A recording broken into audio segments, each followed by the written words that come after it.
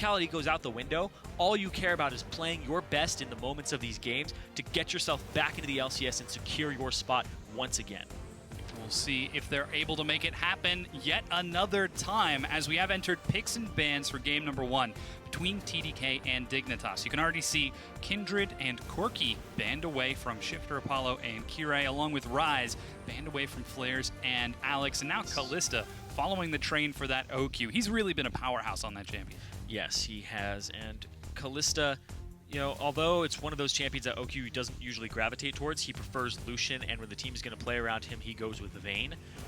Hopefully he picks up Sivir, because Sivir is something that actually bit him in the Apex series, where he was not playing Sivir, and he wasn't even playing Sivir counters, and tunneled on the Lucian.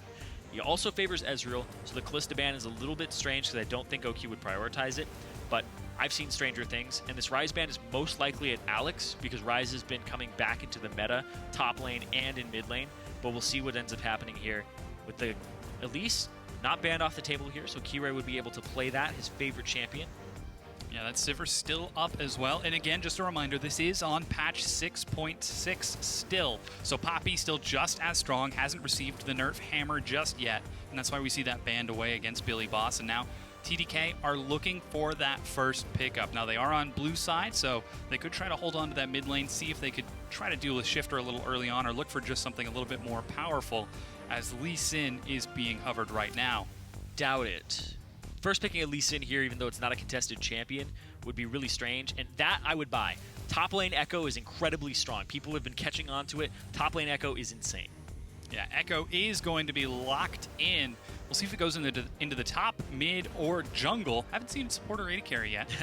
But yeah, break it down a little bit. I know that the new top lane Ekko doesn't usually go AP.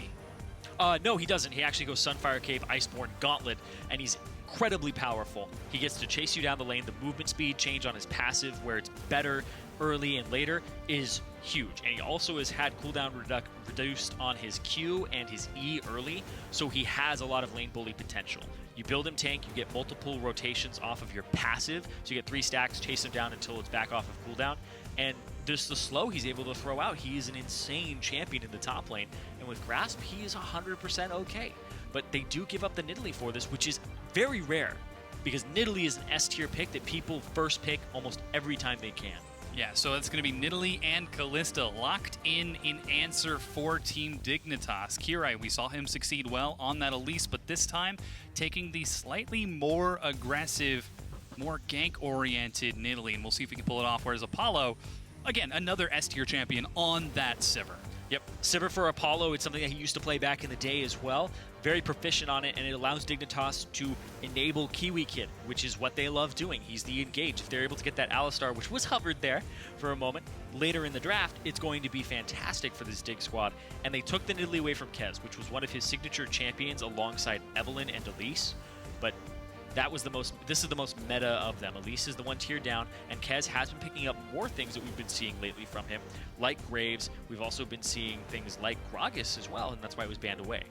Yeah, well, the answer from Team Dignitas is going to be that Graves locked in.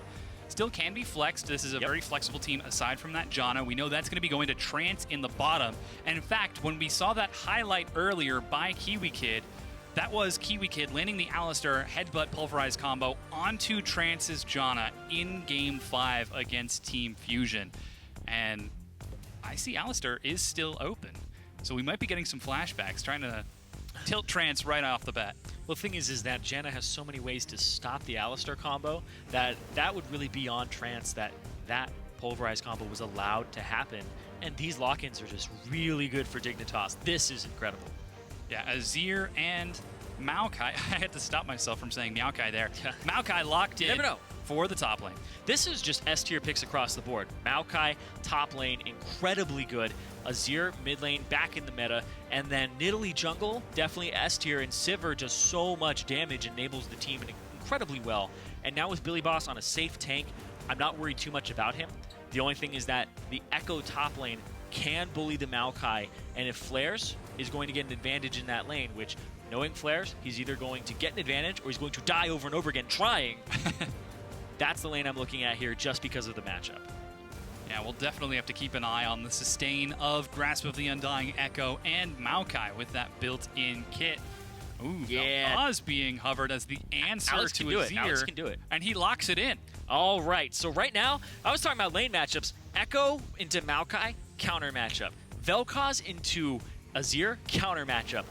Caitlyn into Sivir, counter matchup.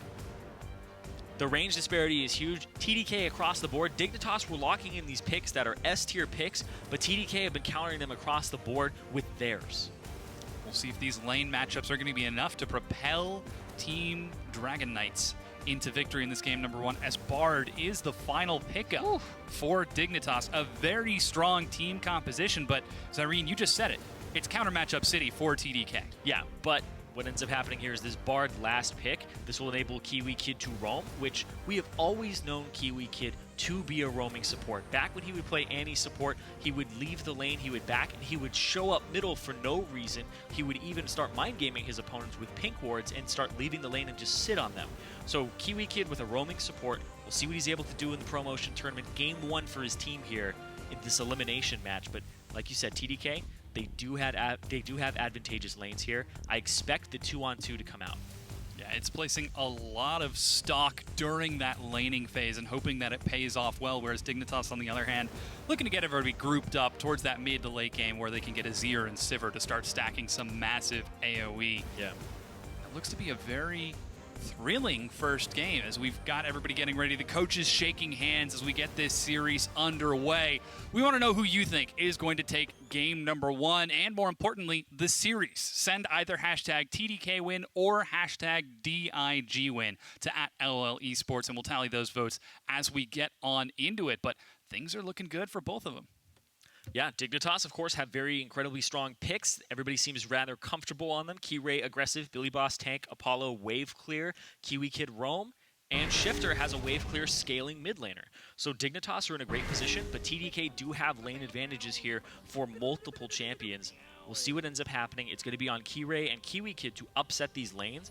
And also, what's the setup going to be in the level 1? Is it going to be a blind 5-man invade? Is it going to be spread out? Because if they go for the blind 5-man invade, you have a better chance at calling the lane swap in a by not guessing, by not being blind. But it is going to be the fan out here from both teams. I'm a little surprised that Dig didn't go for an invade, but I do understand it. Yeah, want to make sure they've still got vision. Spear gets tossed out right off from Kirei. Shows that he's not starting off with any traps.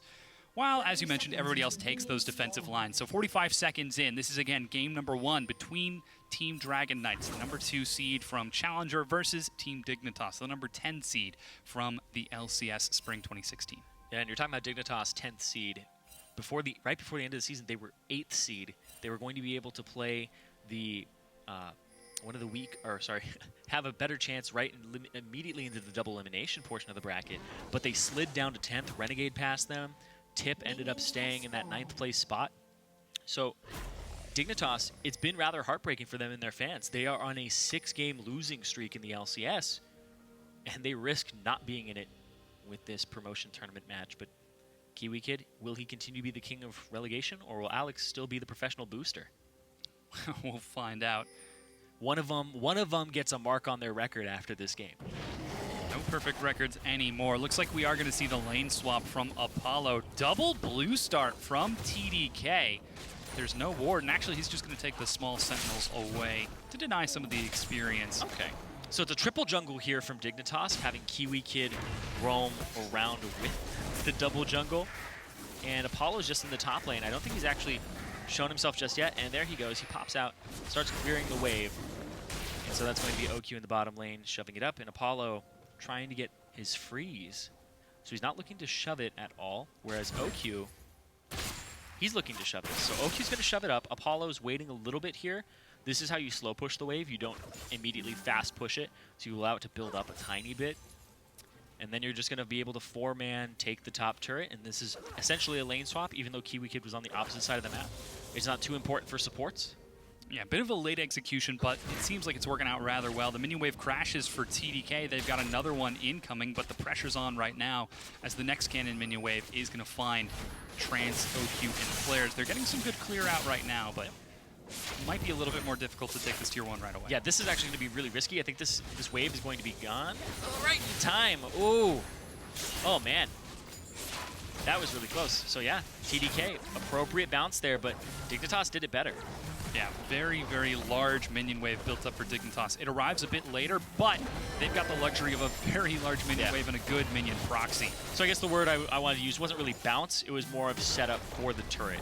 Dignitas were able to slow push it and be patient. TDK wanted to get there incredibly fast, and they're basically running on empty with minions here. Ooh, some damage finds Flarezs as he's forced to bounce back. Chunk down to below half health. That means that this could be trouble when this turret goes down, as it looks like BillyBoss doing the same on the other side as the AD carries already recall. Apollo's on his way down with KiWiKid. And yeah. Pretty sure that's going to bounce, isn't it? Three minions? I think Billy's going to shove it.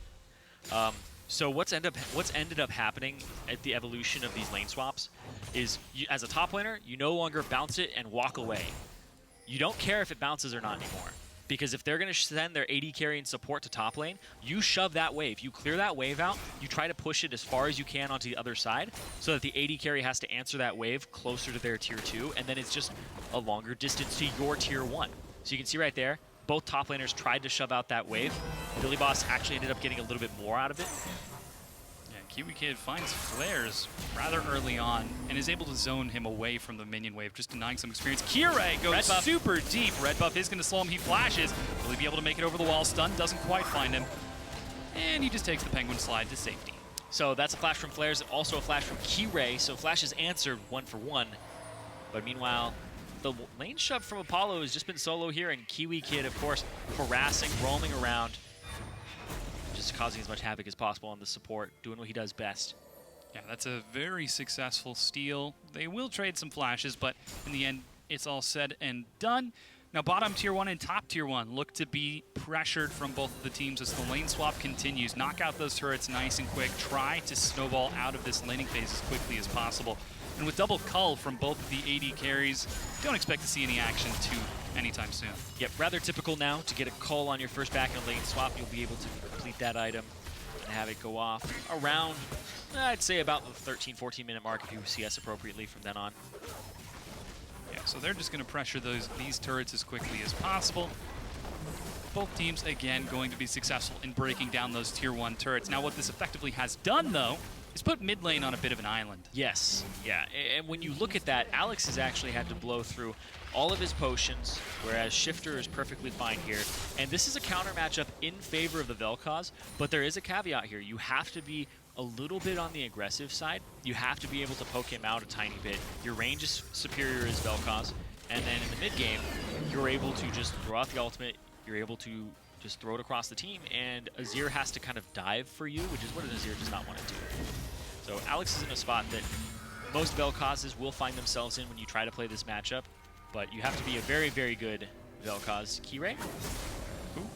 Oh, Spear just stops the recall. Yeah, wastes about 7 seconds. Not in the shop. So Alex watching his screen. You definitely want to watch your screen when you're backing.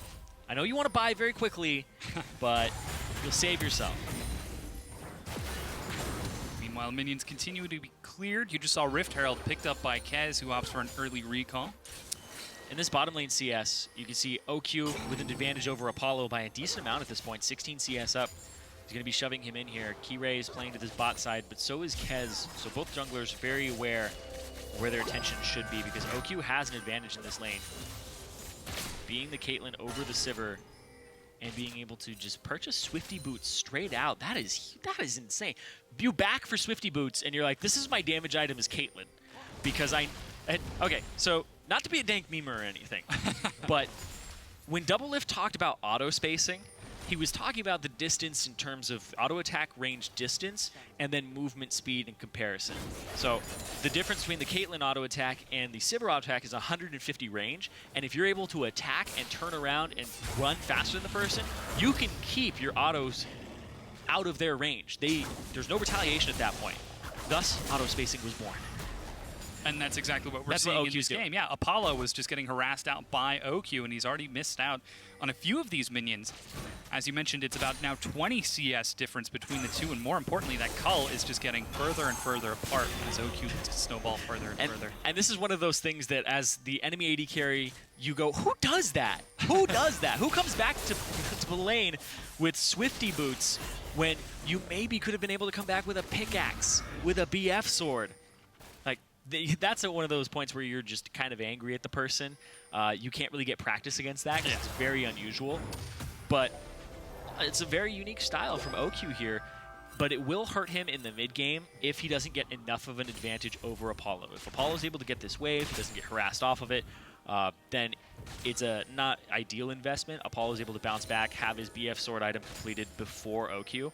But if OQ is able to get him off this wave, then, oh man, it can push Apollo out of the game. And there is a very tangible trade-off. BillyBoss has been free to freeze in the top lane, leaving Flarezs to roam around the map. He's down a level now, and nearly 20 CS down behind. Yeah, so this is starting to look pretty bad for those top laners. That top lane Ekko you were lauding might be a bit tricky, but Apollo, he's finally going to be able to get to catch some CS, takes a deep breath and says, oh, yes. Yep, but is it enough, though? Look at that, 60 to 92. Yeah, still down 2 levels. Yeah, in that top lane, though, BillyBoss, like you said, below Flarezs. That wave, if it actually bounces all the way back to the other side, Flarezs will eventually get a large amount of CS. It won't be completely equalized, but Flarezs yeah, kind of got the short end of the stick there. The wave was pushed up, Maokai was able to freeze it, and in order to break the freeze, you need to call your jungler up. Well, that is what we expected. OQ and Alex to be the primary carries for this team. Yeah, when you first picked that Ekko, though, you're expecting him to have a good lane matchup. You're expecting him to kind of invest a little bit more in him. He went with the Sheen first, so it's definitely an aggressive build for the Iceborne Gauntlet.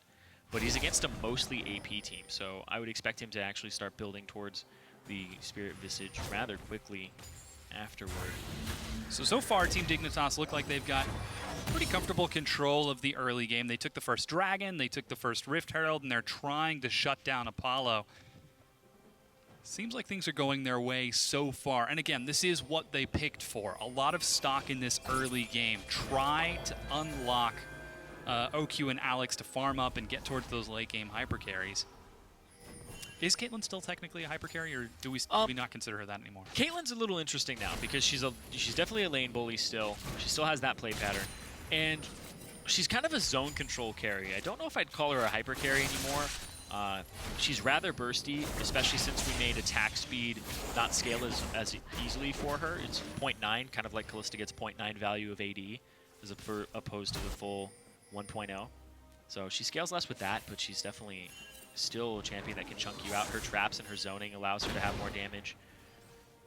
Flarezs holding this wave, Kez trying to look top, but now it's Flarezs' turn to freeze a gigantic wave.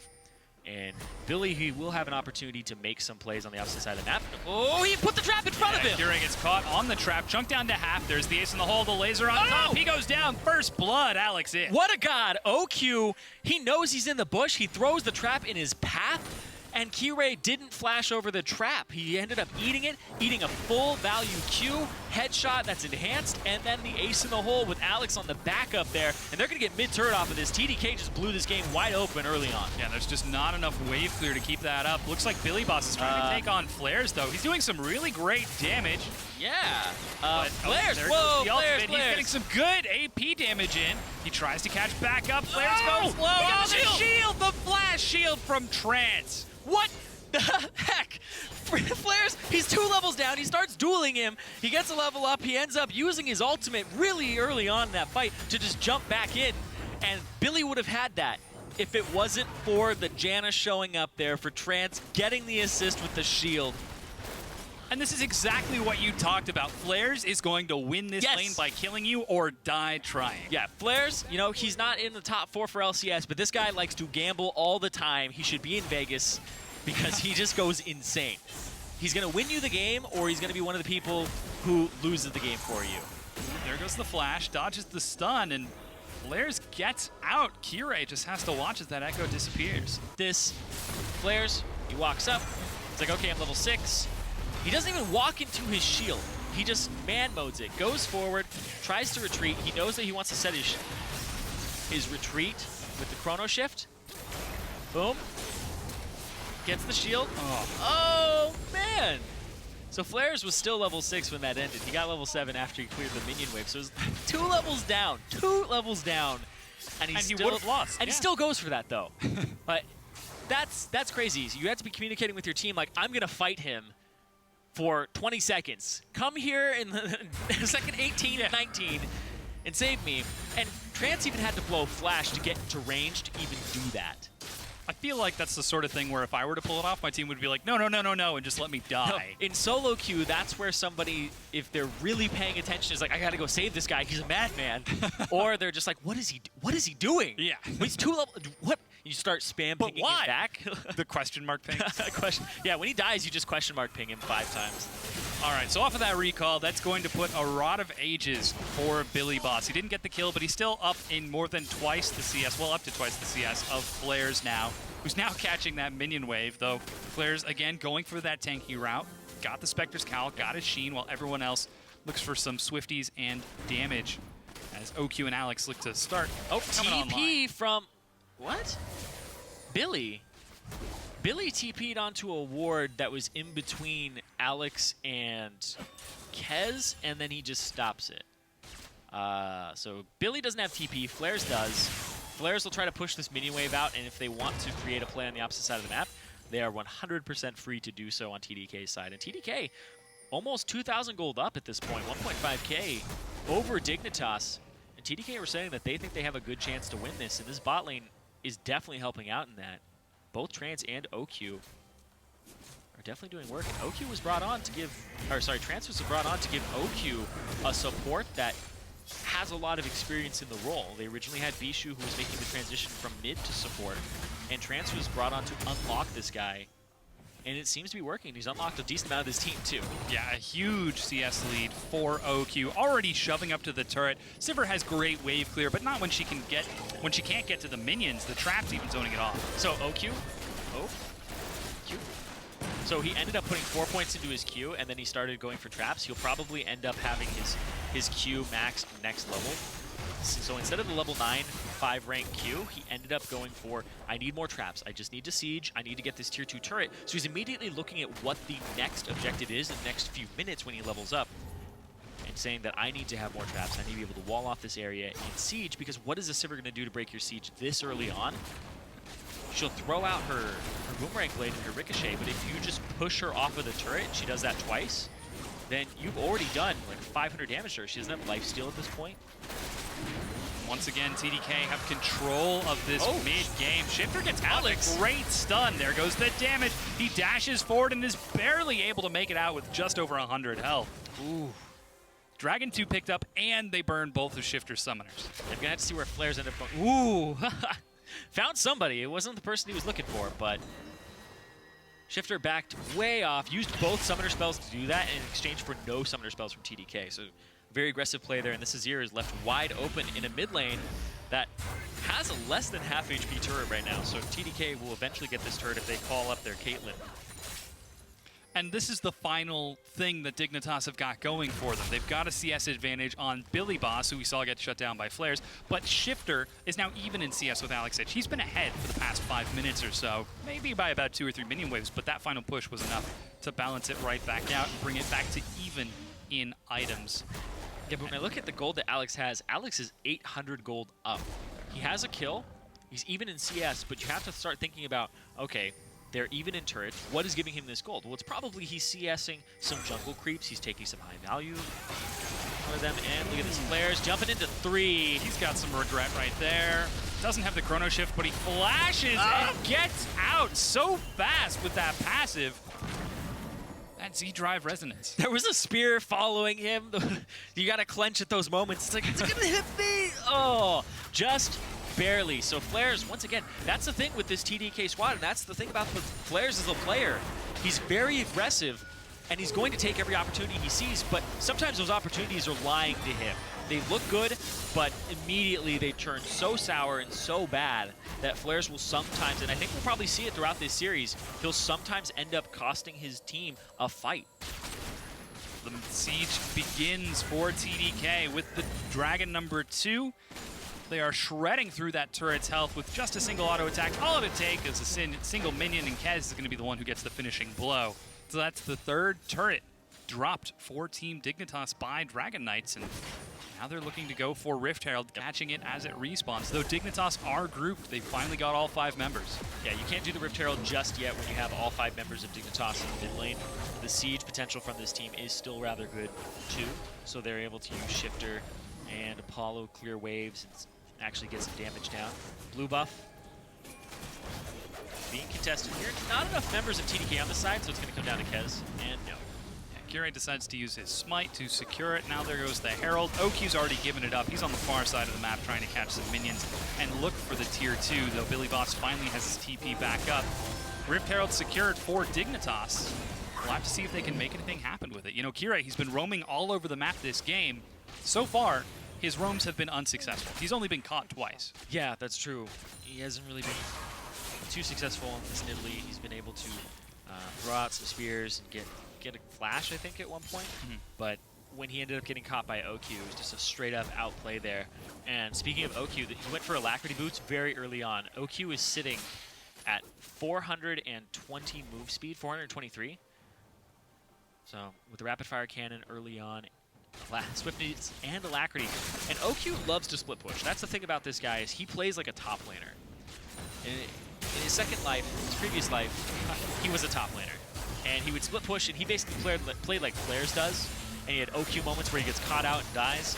But right now, he's just beasting it. He wants this attack speed, and he understands that's a stat that we don't consider a combat stat. But he considers it a combat stat because it's all about your movement speed relative to the other person's. And Apollo's still sitting on brown bags until now. He's got the Berserker's Greaves upgrade, but he's still rather low. Ooh, Kirei forced to flash away from Alex Ich on the flank. OQ drops off a few traps to wall it off. Now they see BillyBoss there. They don't want to put too much pressure as Kez catches Shiphtur. He doesn't have flash just yet. Flarezs is doing some good damage.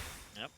Look at that. It's a tank top Ekko, and he's completed Iceborne Gauntlet, and that's all he really needs. His base damages are so high, and the speed that he gets from the passive for the chase down along the grasp, it's really just a great build for the Ekko right now. TDK look like they've come online in this mid-game. They are pressuring turrets, pressuring tier 2s, and Dignitas are forced to be completely reactionary. Yeah, I think TDK have had an advantage for most of this game. The only thing is that it's blowing this advantage up. It's how do you actually close the game out from here? How do you keep expanding on your lead? Because if you sit on your hands against an Azir and a Sivir, they're eventually going to get to the point where they're just going to decimate your entire team. So you have to be able to push a lead with this Caitlyn early on, and I'm going to go check on OQ one more time here. So he put 4 points into his trap, 4 points into his Q. He doesn't have any ability max just yet at that level 11. See what happens when he gets level 12. I'm actually very curious to see which he upgrades first, because if it's the Q, or if it's the W, it means he just wants to group and get 5 traps down in the lane and help his team siege down. But we haven't been seeing those scenarios just yet. He's been playing around with his movement speed, trying to bully Apollo. It's a 40 CS lead now for him during the laning phase. And that's opening up to be a pretty big lead. I mean, even in the top lane, BillyBoss, he's still only about 20 CS ahead now, and Alex has fallen just a bit behind Shiphtur, but we're seeing these leads just become bigger and bigger for TDK. Now, Dragon is going to be up in 15 seconds. This would be number 3 for TDK at 22 minutes if they can make it there in time. And in fact, Flarezs looks like he's collapsing down as he shoves away from the mid lane. That's even more movement speed if they're able to get Dragon 3 here for TDK. So OQ would be very happy with that, especially with the Captain Boots from Trance early on too. So a lot of movement speed for this guy, but look at that. TDK immediately to the mid lane, and the Graves damage on turrets is just so high when you end up getting close to them. Flarezs gonna avoid, but not avoid enough. Flarezs is caught, forced to Chrono Shift back before flashing out. He still gets out with his life. Dig, don't get a kill. But they blow quite a lot of ultimates. Yeah, but that's a lot of damage on that mid-tier 2. Billy and Flarezs were the ones who took damage, and they both have TP. So even if they back right now, they'll be able to show up for a dragon fight if it happens. But this dragon will go down fairly quickly for TDK with these double AD carries and Janna. Yeah, it's already being started out by TDK, shredding through its health so quickly. Dragon number 3 secured. BillyBoss teleports in right after the 20 minute mark. Meanwhile, Dignitas are split. Shiphtur's in the front. Kirei gets 1 kill. Kez zoning from the far side. Apollo forced to flash away. BillyBoss is deep into the enemy lines. He flashes over the wall, but the headshot is going to follow by OQ.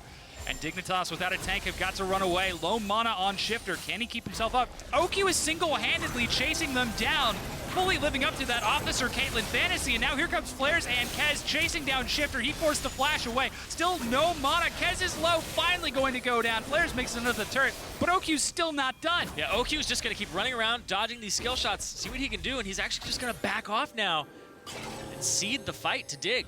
Yeah, finally they get away. It is going to be 1 for, I believe, 2 in favor of Dignitas. But that's Dragon 3 going over to TDK. Yeah, so look at the TP difference. Billy TP's there, and then on the opposite side, Flarezs TP is really far away, and then Alex gets spread out from the fight.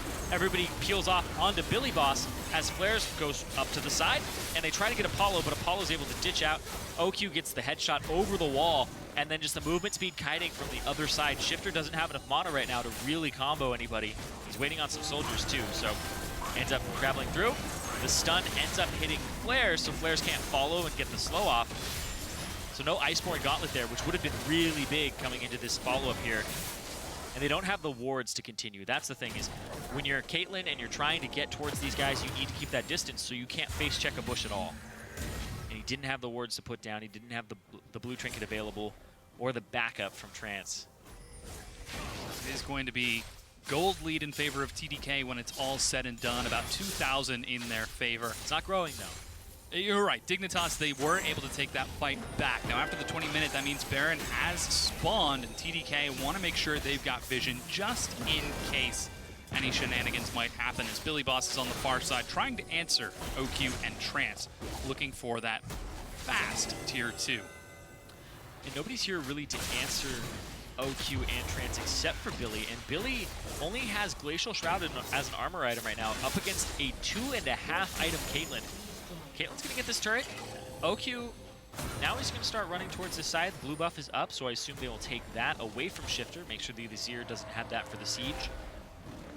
And Dignitas aren't able to take any answer back. The tier 2 goes down with little contest, and Dignitas, they're grouped up and defensive. Almost seems like they're waiting for TDK to make a mistake, and TDK are hesitant to allow that to happen. Yeah, Dig put all their wards around Baron. So Dignitas were trying to force TDK into, okay, you have to come to this area, but I don't think TDK really even have a Baron in their sights. This isn't a Baron killing team. You can kill it, of course, with your double AD carries, and you can disengage with Trance, but I think the Dignitas are the ones who really want to be in the Baron pit, deny vision, try to threaten doing it with an Azir who does it extremely quickly, and then maybe get a catch with KiWiKid and then Apollo ulti for the follow-up, but I think Dignitas are the ones who really have to force the issue and try to make a play that TDK has to answer and put themselves in a bad position. And that's what we just saw from KiWiKid, tossing out the Tempered Fate to try catching Alex nearly a minute and a half ago. Wasn't quite successful, so we'll see if he continues to use the Tempered Fate in that manner to look for those picks as BillyBoss continues to split on the far side of the map. Oh, I really like this from OQ. So he went for the Runaan's Hurricane, 3rd item, so a 2nd attack speed item for him. Even more movement speed on top of it. I'll double check him again. He's running around with about 460, sometimes 500, depending on where he's moving. So he's running around with 460 movement speed. When he's not moving towards Janna. There they go. Now they've caught Alex. Stun isn't going to find it, but they do get the mid-tier 1 in answer. Yeah. So, end up getting that last outer turret. So outer turret's equalized, but still one more in favor of TDK. And we saw how effective that movement speed on OQ was in that last fight. Nobody could catch him. The only person who could was BillyBoss with a targeted snare, but nobody else from Dignitas could quite get in range of OQ, and now he looks to break down the mid-tier 2. I really like this, though. The Runaan's Hurricane, that is going to allow him to stack up headshots much faster, but he is going to need some type of lifesteal item, whether it's a Bloodthirster, maybe he goes Maw against this triple magic damage comp. It is possible. We'll see what he does. Dignitas knows they've chunked at OQ, so they try to pressure forward aggressively. Flarezs trading off with BillyBoss now. That tank Ekko doing some good damage. Banshees and Iceborne is going to be the first on the ticket. We'll see if he finishes off the Sunfire next as OQ tries to heal up with his Soul Doran's Blade. That's the thing about the Ekko build is you really want Sunfire, Iceborne, Gauntlet, but playing it into 3-4 magic damage dealers, the only one that's really going to be doing physical here is Apollo, is not optimal. You don't need 2 armor items against this composition. You can get 1 and then maybe Thornmail if Apollo goes off, right? That's what I would say is reasonable. But if you really want to shut down Apollo and you think that everybody's just going to jump at everybody else, you can stack armor and just try to run him down and try to 1v1 him every fight and just be a really annoying tank in the AD carry's face. So there are options, and Apollo's most likely not going to go for any type of last whisper item this game. He would definitely be out of his way in this build. We'll see here, Flarezs looking for more. And just dancing around each other right now. I mean, promotion, there is a lot of stress on these players. You want to play your best. Ooh, nice flash. Flash burn from Trance. Looks like Flarezs still wants to pull the fight, though. There goes the ultimate from Sivir on the hunt. Flarezs is low, but he's still got the chrono shift. Shiphtur trying to dodge around it with Kirei. And Dignitas are able to bully TDK back before they can get out too much damage. Well, TDK are more concerned with the 4th dragon right now. So Dignitas, they're going to move up the mid lane. They're going to try to get this tier 2. They're going to put up the Azir turret, and they're just going to try to buy time and make it so that this first dragon will go over to them. But Flarezs, he's looking for a flank here. Are they going to run through an Azir turret? That's crazy. Yeah, he's going very deep for that pressure. Now finding the tier 2. They don't want to walk through Flarezs. Oh! KiWiKid eats a stun. They whammo combo it up, but it's not enough to get the kill. There's the chrono shift. Flarezs is still alive on the backside, and Dignitas walk away with the skin of their teeth. That is super aggressive there. They walk through an Azir turret. Flarezs TPs to the backside and dives through everybody, and nobody ends up dying there. TDK now have inside track onto Dragon, and this will be their 4th one of the game, and they're looking at a possible 36-minute Dragon 5 threat against Dignitas. Complete and total Dragon control for TDK. The mobility working out with this unexpected composition, transitioning very effectively into the mid-game. Oh, somebody's going to finish it off. There goes OQ. Wow, 4 Dragons, 5 at around 36 minutes. An aptly named team. Oh, if he catches him! Oh, gosh. The auto attack was even fired from Kez. The animation completed. Yep. So does Recall still have that mini half second at the end? It's like 0.1 seconds at the very end. Oh, okay. Yeah, the window was lowered.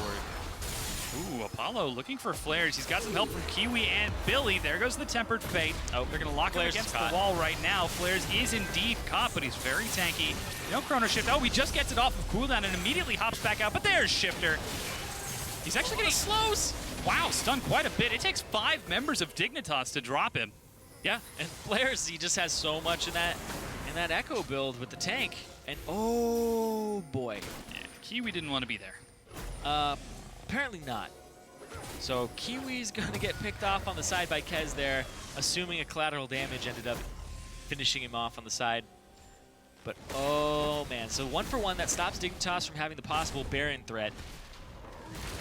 And right now, Shiphtur, he's scaling up. He's at 3 items. He has the Void Staff. But this has been all about turrets. There's only 1 more outer turret left for TDK to take with OQ, who now has a QSS, which will eventually turn into a lifesteal item for him. So if he gets rooted by Maokai, he may not even be that effective. Oh, so Kiwi, Kiwi walked forward. Whoa! Oof. Okay. That was aggressive. Yep. I think he thought he was Alistair, having some flashbacks. Walked forward for that. Tried to just get some harassment, but it's a great. Kez ended up getting both parts of the Q, and KiWiKid ended up dying for it. So, yeah, 31 minutes into the game, TDK still barely ahead of Dignitas in terms of gold, 3.5 as far as the difference between the two. But Dignitas starting to get aggressive. They're hitting some of those break points. Frozen Heart finished for BillyBoss. Starting to see some big AP ticket items for Kirei and Shiphtur, and Apollo already got his core 2. Looking for that 3rd BF sword item, 2nd BF sword item, excuse me, to try scaling up into TDK. Flarezs, he does have a chain vest, so he's getting a little bit more tanky, but again, he did go for the 2nd Spectre's Cowl first. Yeah, I want to see what that 2nd BF sword item is for Apollo, because we usually see IE, but he has a long sword, so it could be Bloodthirster. So I guess could be a little out of his way with that longsword, and he just purchased it because. You were saying? Yeah, taking it back a little bit in Champions Select, we talked about how Apollo's Sivir would open up KiWiKid to engage. Well, seems like KiWiKid is having a plenty fine time doing that on his own with that Tempered Fate. Didn't really need it. The Sivir's more of just a power pick for them. Yeah.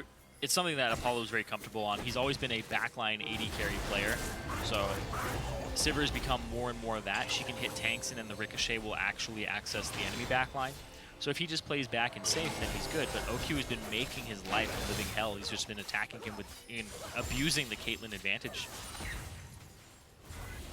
Some very aggressive play out of OQ, trying to deny that combo synergy. OQ is able to keep up in move speed with Nidalee running through brush. It's actually pretty insane. Looks like it is going to be a Baron, though, for Dignitas.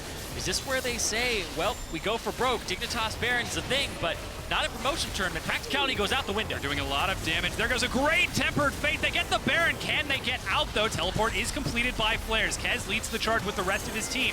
Kez gets stunned, so too does Flarezs. OQ can't find an entry point, and TDK can't catch up. Dignitas take Baron and get out. They take it very smoothly, too. Only 2,000 gold advantage now between TDK and Dignitas. Evened up a little bit, and no vision control. There was nothing there for TDK. Yeah, no answer. Very solid vision control for Dignitas is going to secure that for them. Now they've got the game in their favor. The risky play finally pays off. Yep, they had the adequate pink ward vision down. The blue trinkets were used a little late there, but they had them on cooldown. So Dignitas, really good call there to sneak that Baron, and then they got out scot-free. They didn't even have to use ultimates to disengage. Yeah, now Dragon 5's up in 90 seconds, and already Dignitas are setting up vision. They don't want to take any chances with that Dragon 5. They've still got a bit of a window to shove a tier 2, or perhaps even an inhibitor if they're feeling lucky. And we start to see them cheat forward into TDK's jungle. This is the sort of play that Dignitas have been looking for all game, and finally they've got the Baron buff to empower them to do it. All right, so looking at this Baron buff coming out for Dignitas, they get to siege, they get to use the Azir turret, throw that up, they're just trying to catch it. OQ gets caught, but they're not going to do anything. Down. Yeah, the 90 caliber net is used to get him away, but here come the minions. Azir turret has already fallen. Again, they're keeping that Baron to their back. They don't want to take any chances with the Dragon 5, and in fact, it seems like they would rather take their first Dragon of the game than look for a tier 2. Well, they're trying to get both. They're trying to at least siege it a little bit, but Dragon 1 is the big thing because it's Dragon 5 for TDK. Looking at the items coming out here before we see what is most likely a fight. Leandri's Torment completed for Alex. He also has Morello, 4 items here. And then Flarezs, little low in the HP department, but he has a lot of resist and effective HP. Double magic resist item and a null magic mantle towards that Zizzarat portal. And then OQ completed his lifesteal item with QSS, and Kez, oh man. Yeah, BillyBoss not able to catch up to Kez. He gets out, Flarezs trying to get in. OQ's now grouped up. Now. Dragon has just spawned. TDK are emboldened by it. BillyBoss on top of a ward finds Flarezs. Not the right target for now, but he's just being taken up. Kirei goes a little bit too deep here. Going to eat a fat knockup. He goes down. There goes a huge Tempered Fate. Can they burn through the Dragon in time or retreat? It's 5v4 right now. Flarezs in the front. Doesn't have his chrono shift. He gets knocked down and locked down. Dropped down. OQ fires a shot off. It's 4v4. There's Ace in the hole again. Shiphtur. He flashes and cancels it. That's not the right thing to do. Apollo trying to cancel it around. Kez wins the fight. KiWiKid goes down. BillyBoss looking to join back up into this fight. He finds Kez but can't lock him down. Alex Shiphtur trying to help him. Shiphtur getting one. Ace in the hole fired out again. He goes down. Ace for TDK. OQ is a monster. The frontline AD carry. He only has one champion that supports him. And Janna, he's going to go down, but it's for the good of the team. 5 dragons to TDK off that fight. With that, they're going to now shove forward, looking for that top tier 2, perhaps even mid-inhib, as there's no answer from Dignitas for the next 9 seconds. And let's take a breakdown of that fight. BillyBoss opens up onto Flarezs. OQ's right there, but he does have Mercurial Scimitar, and Kirei jumps in. No backup because of the disengage from Trance used during the Zonias. They pop him off, and Flarezs, he walks too far forward. Now he got the chrono shift earlier. Billy doesn't go down. He's able to back with the Baron-powered recall. Flashes to cancel it because he knows it won't kill Shiphtur, which actually ends up being incredibly good because it takes him out of the animation, it takes the rest of the team off guard, and then he finishes off the 2 people on the right. Kez gets a double, gets shut out, and then the pickup there, and this is the AD carry that people were looking for. When OQ was brought on to TDK, everybody was looking for this type of play from this player. Yeah, finally able to pull it off in the promotion tournament, fully enabled by TDK. And that's what we were talking about in the pregame. Can TDK enable OQ to go big? And in this game, that definitely seems like it's the case. 3-0-4 right now. He's ahead 60 CS. Yeah. When you play around OQ, you see results. When he played Vayne and the rest of the team, literally 4 tanks, they won the game so easily. He is an actual star AD carry player. If you play around OQ and enable him and give him the tools to succeed, he has the mechanics to do so in the decision making. He does have those things that people call OQ moments, where he's 1v1ing and he ends up dying, but when he's in a team environment, this guy was the KDA leader of the LCK in one of his first splits. He's definitely talented. Coming up very huge in this game. Dragon 5 has now worn off. Oh no, Alex still has it for another 2 minutes, looks like. It's OQ and Alex who've got the Dragon 5. Kez and the rest of his team still sitting on 4. Those trap lines and those taunts, OQ. Just walk up and tank the turret. Yeah, Flarezs is split pushing on the far side. That does have TP as well. Azir turret goes down, looking for an inhib and that top tier 2. No answer from BillyBoss just yet. Doesn't have his teleport for another 2 minutes. OQ took a big chunk there. He's going to need some minions to actually lifesteal back up on. So hopefully the rest of his team gets that memo and doesn't actually kill them. So there we go. Very quick, actually, to get back up. 2,000 crits there.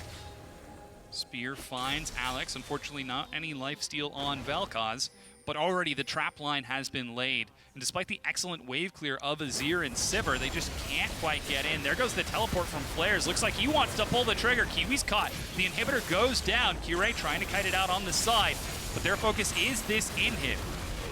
And BillyBoss wants to engage, though. Tempered Faith finds Alex. He's locked down. Can they manage to kill him in time? Not quite, as Kirei's stuck on the trap line. And TDK burn the ultimate and get out. TDK are actually not done yet. They're going to keep walking forward. OQ zones away Kirei on the right side. There's a TP from Billy. Yeah, he is TPing right now, trying to get over the wall. Gets caught by some slows. With the home guard gone, he can't catch up. Both TPs used there, so no advantage gone. And now, man, 2 exposed inhibitors for Dignitas. Game 1 of the elimination match of the promotion tournament. You win this, you get into the double elimination portion, and you get second chances. There is no second chance for this match. If TDK end up getting an advantage in Game 1, Dignitas, they talked about nerves, bouncing back becomes even harder. Yeah, already some minions getting on the inhibitor.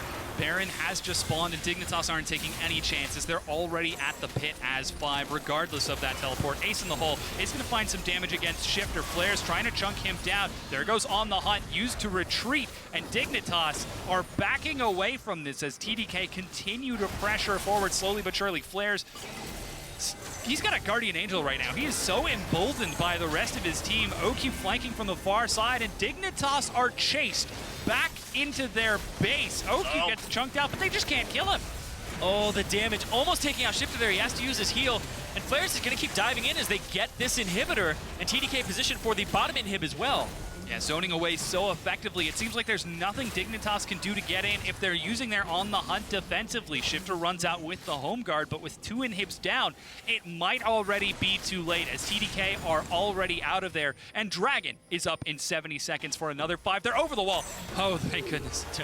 BillyBoss is going to get vision. There goes another Tempered Fate as Flarezs again healing for the rest of his team. He's getting so much damage. BillyBoss is going to go down to Alex. Flarezs finally going low. He's going to drop, but the Guardian Angel gets him right back up. Shiphtur is out. Kez flashes forward. There's Ace in the hole. Kirei blocks it and keeps him alive. The Apollo kiting on the side, trying to keep his team alive. The shortest magical journey ever might be the capstone to end them off. OQ's going to catch up on a rampage with that kill.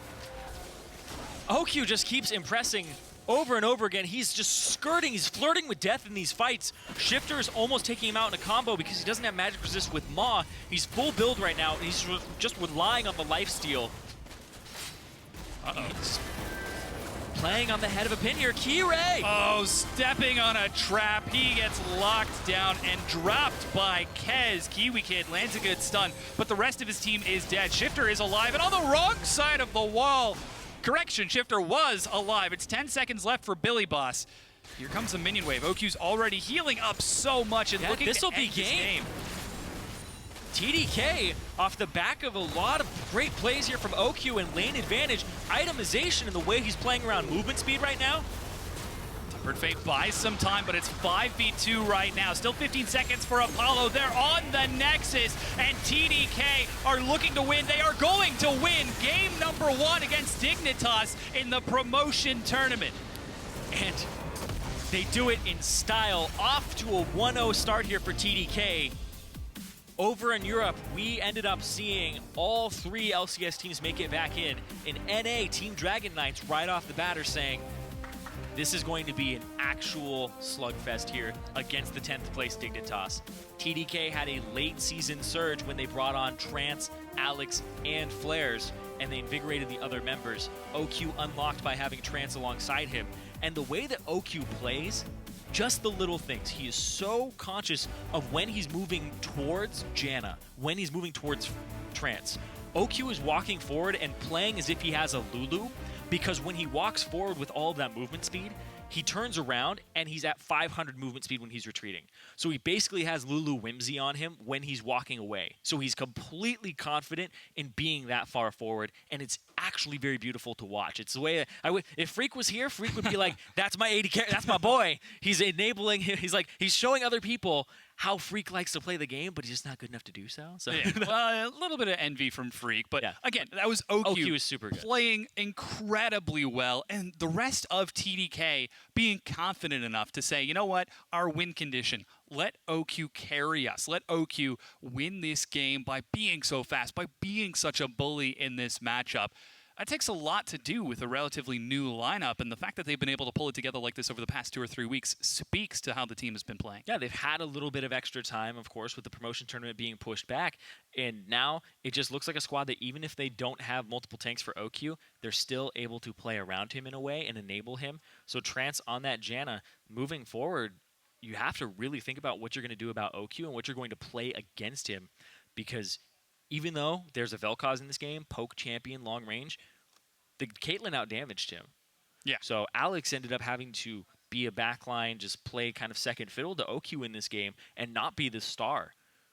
So it was most of the story for TDK as well. They all had to just kind of support him and make sure he didn't die. Yeah, and it really is a novel solution to the Sivir problem. Every time we see Sivir, it's like, oh, how do you deal with it? Braum, just soak the AoE as best you can? Well, you could just stay out of range. And who could have imagined that it actually would work out so well? We've actually got an opportunity to take a look at how that worked out. We're going to take a look at that 36-minute Dragon fight that ended up being an ace for TDK. Yeah, this is just so good. As we roll this out, you're going to see BillyBoss goes after Flarezs. Trance is right there, but he'll just get disengaged. Kirei jumps forward, and then Trance zones, makes sure that he can heal Kez. Kirei gets picked up, and then Flarezs, after disengaging with his Chrono Shift, decides we need to go back in.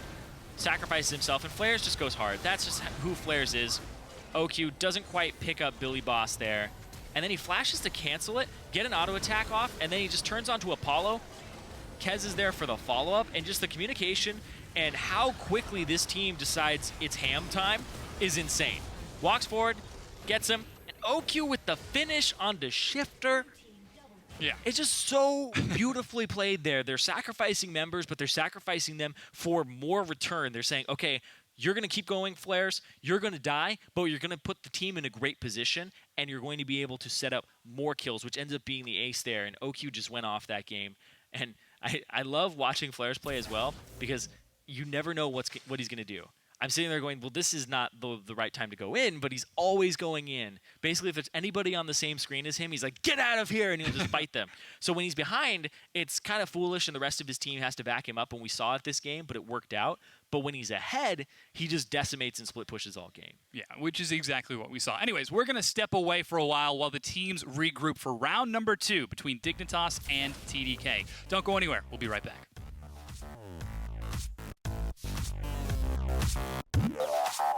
Whoa, Flarezs, he's getting some good AP damage in. He tries to catch back up. Flarezs goes low. Oh, the shield! The flash shield from Trance. Nice, Fight. Maokai, back. I can't move. Into this fight. He finds Kez, but can't lock him down. Alex, Shiphtur to help him. Shiphtur getting one. Ace in the whole fire down again. He goes down. Ace for TDK. Kirei blocks it and keeps him alive. The Apollo kiting on the side, trying to keep his team alive. The shortest magical journey ever.